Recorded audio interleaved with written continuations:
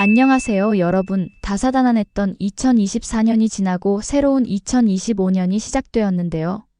오늘은 여러분들의 실생활에 직접적인 도움이 될 수 있는 2025년 달라지는 주요 복지 정책 12가지에 대해 자세히 알아보도록 하겠습니다. 복지 정책이 매년 조금씩 바뀌다 보니 어떤 혜택을 받을 수 있는지 잘 모르시는 분들이 많으신데요. 오늘 영상을 통해 여러분께서 받으실 수 있는 혜택을 꼭 놓치지 않으셨으면 좋겠습니다. 그럼 지금부터 하나씩 자세히 살펴보도록 하겠습니다.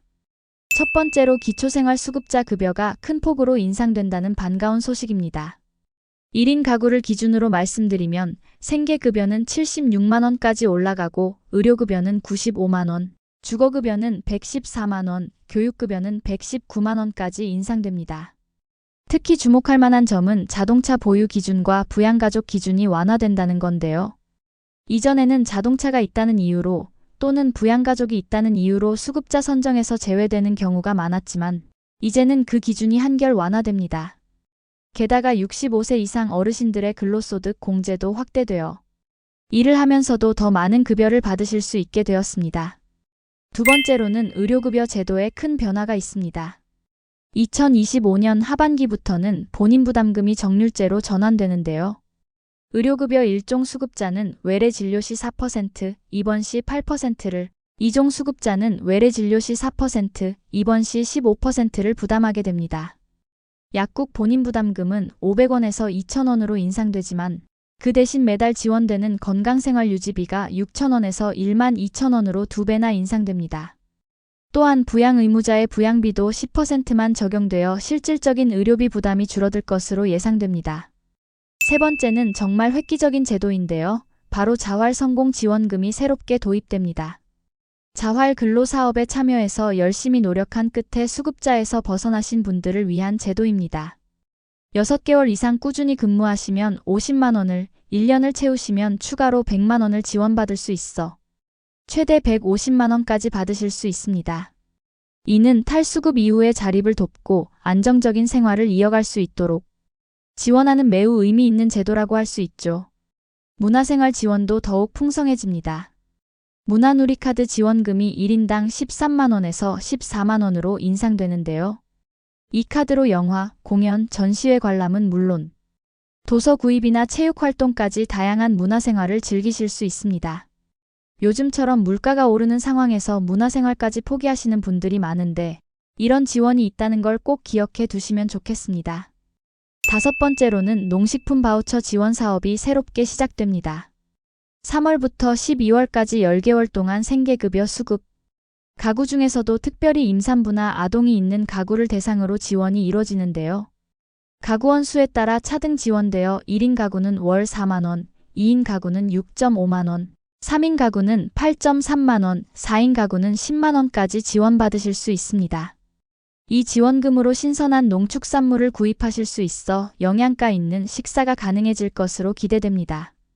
채무로 힘들어하시는 분들을 위한 희소식도 있습니다.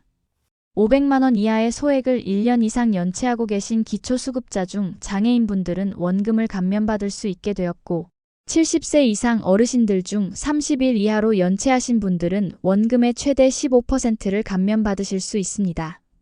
이는 경제적 어려움을 겪고 계신 분들에게 새로운 시작의 기회를 드리는 의미 있는 제도가 될 것입니다. 일곱 번째로 근로장려금 제도가 개선됩니다.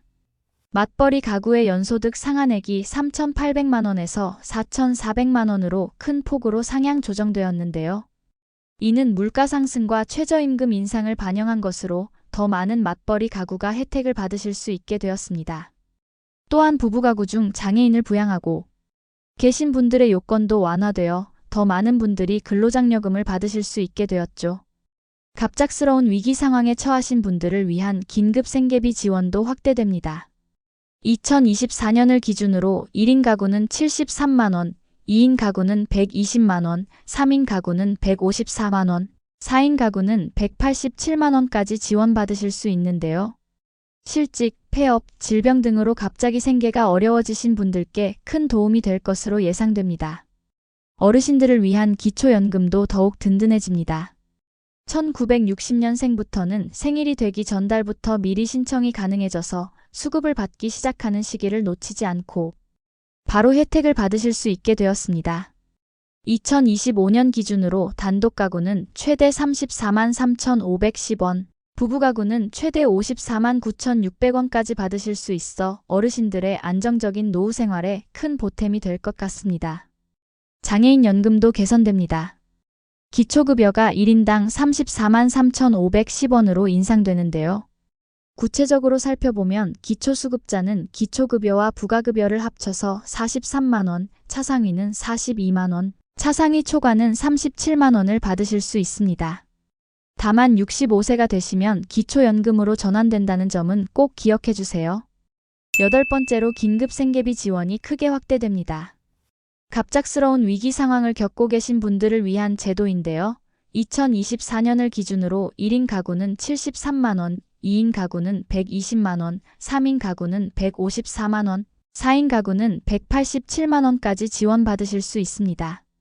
실직이나 폐업, 갑작스러운 질병으로 생계가 어려워지신 분들께서는 꼭 기억해 두셨다가 도움을 받으시면 좋겠습니다. 9번째는 어르신들을 위한 기초연금 제도의 변화입니다. 특히 1960년생부터는 생일이 되기 전달부터 미리 신청이 가능해져서 수급 시기를 놓치지 않고 제때 혜택을 받으실 수 있게 되었습니다. 지원 금액도 상향되어 2025년 기준으로 단독 가구는 최대 34만 3,510원까지, 부부 가구는 최대 54만 9,600원까지 받으실 수 있게 됩니다. 이는 어르신들의 안정적인 노후 생활을 위한 든든한 버팀목이 될 것으로 기대됩니다. 10번째로 장애인 연금에도 큰 변화가 있습니다. 기초급여가 1인당 34만 3,510원으로 인상되는데요. 여기에 부가급여까지 더해지면 기초수급자는 43만원, 차상위 계층은 42만원, 차상위 초과는 37만원까지 받으실 수 있습니다. 단, 65세가 되시면 기초연금으로 전환된다는 점은 반드시 기억해 주세요. 이는 장애인분들의 안정적인 소득을 보장하고 경제적 자립을 돕기 위한 중요한 정책이라고 할 수 있습니다. 11번째로 디딤씨 통장의 혜택이 확대됩니다. 기존에는 기초수급 가구의 아동만 혜택을 받을 수 있었는데 이제는 차상위 계층과 한부모 가구의 아동까지 지원 대상이 확대됩니다. 특히 주목할 점은 중위소득이 50%를 초과하더라도 계속해서 지원을 받을 수 있다는 건데요. 이는 아동들의 미래를 위한 저축을 장기적으로 도와드리겠다는 의미라고 할 수 있습니다. 마지막으로 한부모 가족을 위한 지원도 강화됩니다. 아동 양육비가 21만원에서 23만원으로 청소년 아동 양육비는 35만원에서 37만원으로 인상되어 양육 부담을 조금이나마 덜어드릴 수 있게 되었습니다. 여기에 더해 초등학생까지 학용품비를 지원받을 수 있게 되었고 특히 7월부터는 양육비 선지급 제도가 시행되어 양육비 지급이 제때 이루어지지 않는 경우에도 안정적인 양육이 가능해질 전망입니다. 지금까지 2025년에 달라지는 주요 복지 정책 12가지를 자세히 알아보았는데요. 여러분의 상황에 맞는 지원이 있다면 꼭 신청하셔서 혜택을 받으시기 바랍니다. 각 지원 제도에 대한 더 자세한 내용이나 신청 방법은 주민센터나 복지로 홈페이지를 통해 확인하실 수 있으니 참고해 주시고요. 오늘 영상이 여러분께 도움이 되었길 바랍니다. 항상 건강하시고 행복하시길 바라며 이번 영상은 여기서 마치도록 하겠습니다. 시청해 주셔서 감사합니다. 다음 영상에서 또 만나요.